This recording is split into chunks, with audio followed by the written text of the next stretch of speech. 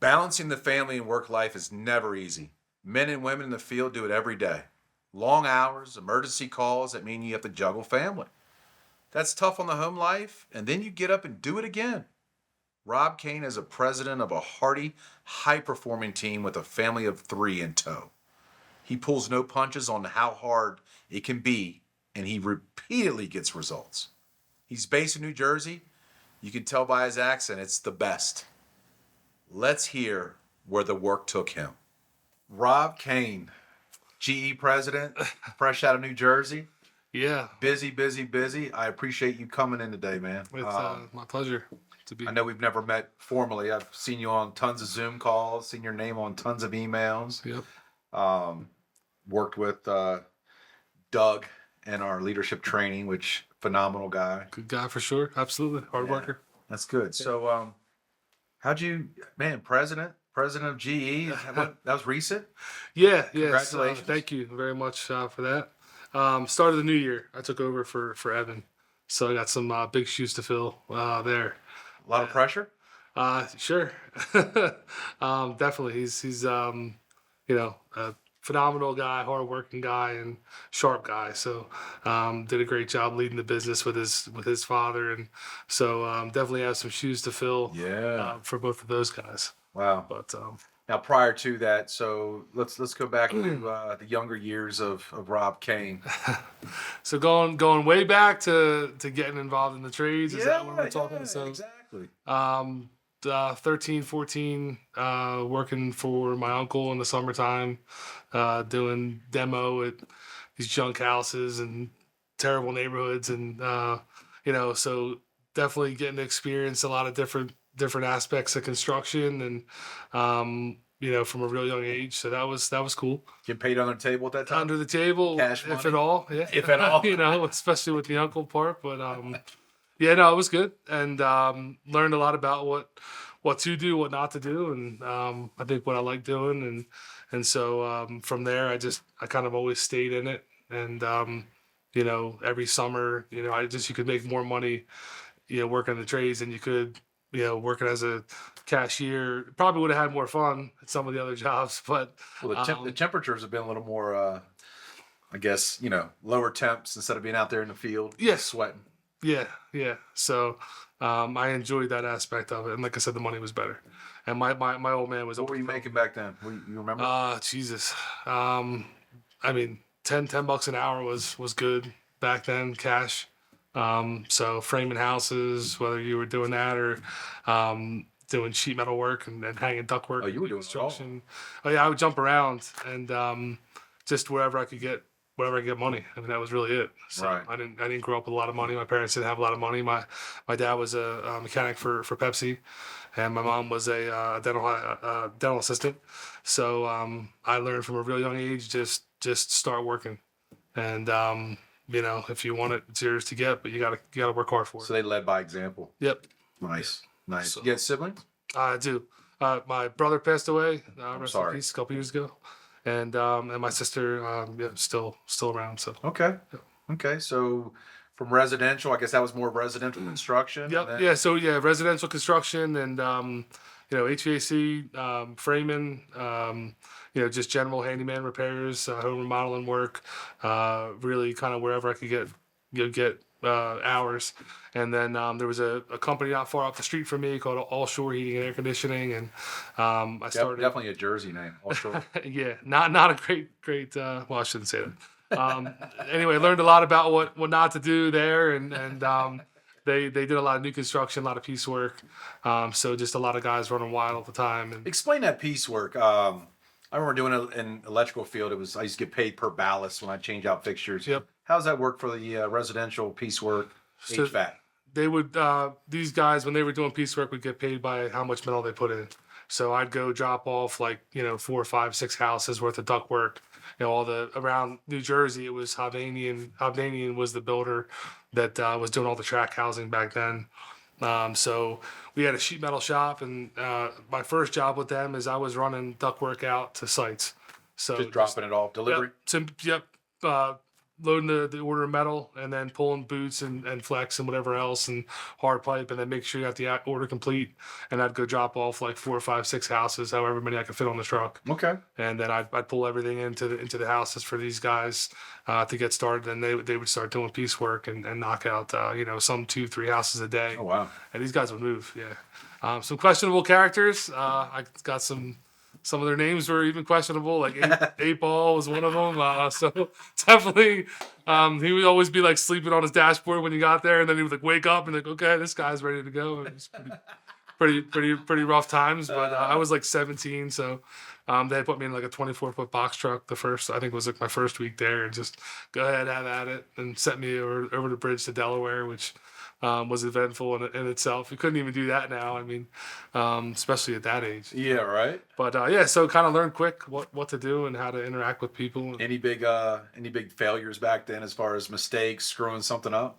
Uh, 17, they're turning you loose. With yeah. 8 Ball. You're out there with 8 Ball. Yeah, listen, you're hanging out with a guy named 8 Ball on site. It's definitely an interesting couple hours, because I was only dropping, loading, and then I was leaving. Luckily, at that point. And but yeah, no, I all kinds of stories just from getting cut open and not listening, and hey, wear gloves, and then you're cutting your hands wide open and stuff like that. Just dumb stuff. Right. But no, you name it. We So you're out there doing residential still. Obviously, GE is commercial. So how did you hit that? So GE was long years apart, obviously at that point. So got in that world.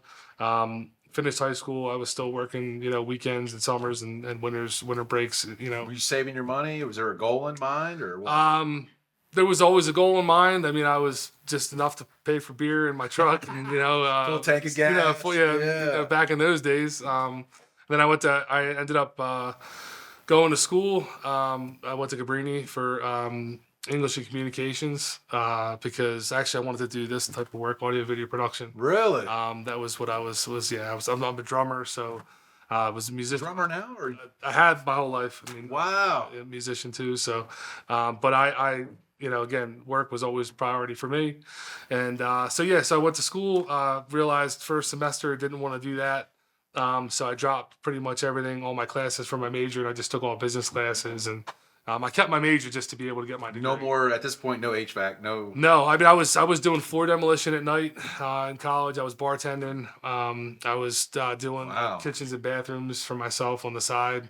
So I was doing all kinds of stuff like that. I'd help out on summer breaks. Marlton Heating and Air, guy named Frank Preto, old timer, great guy. Learned how to do sheet metal better than anybody with him. I mean, he was just. I mean, everything. Did he have all his fingers? He did everything.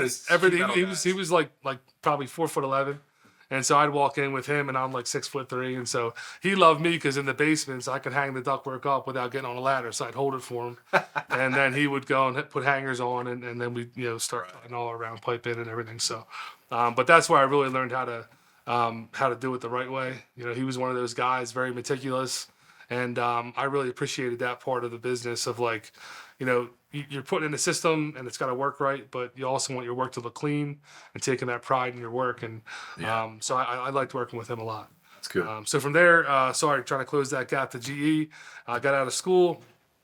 I was still bartending, playing in the band, doing construction work. That guy, I'm pretty sure got locked up not too long after I was out there with him for a little while, and so I never saw him again, luckily. But yeah, so getting out of school and bartending late nights, yep. school, and then and then I'd get up and I'd do construction work during the day, and so still in the trades here and there as far as HVAC, the HVAC side, more on the home remodeling stuff at that point. Found out, ended up getting married. Found out that my wife was pregnant 3 days after our wedding. So got super nervous because I had all kinds of cash coming in, but not a lot on paper. So kind of flipped a little bit, and I actually went into appraisals. And so I was doing residential appraisals for a little while, got into commercial appraisals within the first 6 months to a year. And then I was actually going to start doing that, but had an issue with them signing off on hours to get my license for that stuff. And so ended up that wasn't the deal for me. Took a job with a company called the Mark Group, which was a company from the UK that was coming over to the US to. They were starting a business based on energy efficiency, like home improvements, and so that was their market, piggybacked on all the utilities. Oh yeah. And so a buddy of mine was a recruiter, and he knew me and had worked with me, and he's like, "Hey, you got to come over to this company. They don't know what they're doing. It's a mess." Started with those guys when they were like 4 people. Grew to 18 branches. Oh wow. Yeah, had well over 100 people with them. How long were you there for? I was there for 6 years. Okay. That's a lot of growth in Yeah, 6 years. between 5 and 6 years. And so I actually, so we were based out of the Navy Yard in Philadelphia. I took over a couple of, so first I was running crews and I was like the main crew lead for them. So they had installs that weren't getting done right. So go in, figure out how to make them right, and then figure out how the work should be done, because I hadn't really done a lot of that work. So looking at best practices and really how to fine tune it. And so we were failing in some areas that we had some contracts that weren't performing well. So they saw that I was doing good in the field, and they were like, "Look, we want you to take over running this contract." And so I took over a contract for PHDC, which was Philadelphia Housing Development Corporation. Okay. And did a little over $1 million with them. The first contract I did with them, and went from non-profitable to profitable. And then they saw that I could manage that well. What was the root of success for that? I think just growing the guys and getting a good group of guys people working with me. I think every step of the way, that's what it's been for me, is like, who do you have on your team? Yeah. Back then, I think it was exciting because we were building this new company. And so, I took a lot of pride in that, and bringing people in, and people I knew, people I didn't know. And I had a couple really, really good crews, and I think they believed in the work that we were doing, because we were doing work and we were getting paid well, but we were also helping people out. And so, like, a lot of these houses we were working in were just terrible. West Philly, North Philly, bad areas. Some bad areas, right? Yeah. And so we did over 300 houses for them. Wow. Different scopes of work, whether it was like 2 windows, a door, a water heater, a heater, 5 windows, whatever it was. Each one had its own scope of work. So I'd go in, do the audit, take measurements, order material, have my guys go out and do the work. It's basically project manager at that point, right? So and then So kind of field project manager. So then I was out with those guys, and so I had 4 or 5 steady crews that were working every day for me, and ended up doing real well with that contract. So meanwhile, sounds like career is rolling, right? You kind of had your hand in a lot of different things in the construction business. Wife's at this point married for how many years? Your was it boy? My son, yeah. Okay, your son. What age is he at this point? Yeah, so he would be 6 years old at that point. Okay. And so we've been married for about the same time. Okay. And had another baby, and then because I'm getting this picture, like a lot of hours, grind, Yeah. get money, nonstop hours. and then you have the family that you're trying to balance. Was there a balance at that point? Balance has always been hard. Balance has always been hard for me. I think at that point I had it a little bit more under control. Just because you can kind of time when you were getting home sometimes, at least, and not a lot of on-call stuff. So it was a little bit easier in that regard. Manage, yeah. But definitely a little bit. It sounds like a good support system, though. Yeah, right? no, it was good. Okay. It was good. So, but yeah, so from there, I worked with those guys for a while. Opened up their first branch in New Jersey with them in West Berlin, doing work for Honeywell primarily. That was our main client. So okay. I did a couple contracts with those guys. I opened a branch for them after we got the Berlin branch off the ground, and that was my main branch, doing well. Had about 10 trucks out of there, 10 different crews. Had an office full of about 8 people. Wow. So now you got direct report. reports. Had a sales team working for me at that point, toward the back end of that. And then we ended up opening a branch in Freehold, so Central Jersey. And then opened up, and then I had started taking over a branch for them in Fairfield, which had already been rolling, that wasn't doing too well. So yeah, had my hand in those 3. And Busy. that was really what we were trying to fine tune. But yeah, the work life balance it was tough, especially running up to North Jersey and then Central Jersey and kind of spacing the week out that way. What kept you in the game, man? I mean, that's you're trying to balance running a business, making it profitable. I'm sure there was, some stressful conversations as you're coming up, and then you also have that home life that you're trying to maintain, and obviously be a father and a husband and all the above, which was new to you. Yeah, I think just that end goal of like, you're trying to get to a point where everything's okay, and obviously that looks different for everybody. Yeah. But like, What was that like for you? What was that vision like? I'm still looking for that. No, I just being at a point where you're not having to struggle every single week, and you got a little bit in the bank, and you got some stuff going on for retirement, and you can take a vacation with your family and that sort of stuff. I'm starting to, we're talking about balance, and I'm starting to look at things a little different. I'm curious to get your take on this, right? Is there really a balance? Are you ever going to, because balance is this, right? Even. And is there ever going to be this? And I'm starting to think that and feel that it's not, right? There's going to be a little bit of this, a little bit of that, but I think it's more like what you said, manageable. Like what's manageable for you, what's manageable for your family and everybody Sure. else involved, obviously who you're working for. Yeah. But you brought up a great point. I think a lot of us out there, especially the technicians in the field or just people in new roles, new positions, they're all searching for that. Yeah. Yeah, no, it's definitely that's the goal, right? To try to figure out where it is for you as a person and for your family, and I think everybody's a little bit different in that regard. You ever think about quitting? No, it's not really something I really think about. I just I like doing the work. I like serving the customers, and I think that's the big thing too. I mean, when you make that commitment to people, for us, 24/7, 365, mechanical contractor, my customers call, we go. And the moment you don't go, somebody else is going to go. And so, I think about not just my family, but everybody else's family. So we start losing customers, we start losing accounts. What does that mean for my technicians? What does that mean for my people in the office? It's a vicious. So I carry that stress, pretty heavily. I mean, that's just something that's important to me. People count on you, they count on the business, and just wanting to get it done for them. So no, I don't think about quitting. I just try to think about how do we make it easier for everybody? How do we make it so that we can scale it and, in a way that is everybody has opportunity and everybody can have eventually that balance. Right. And so haven't found the perfect mix yet. Definitely. Well, I'm gonna keep checking in because everybody's looking for the secret. Yeah. The secret to the balanced life there. We definitely have made a lot of progress with our on-call rotations and that sort of stuff, which I think helps too. Right. And you went, just to get up to where you're at now.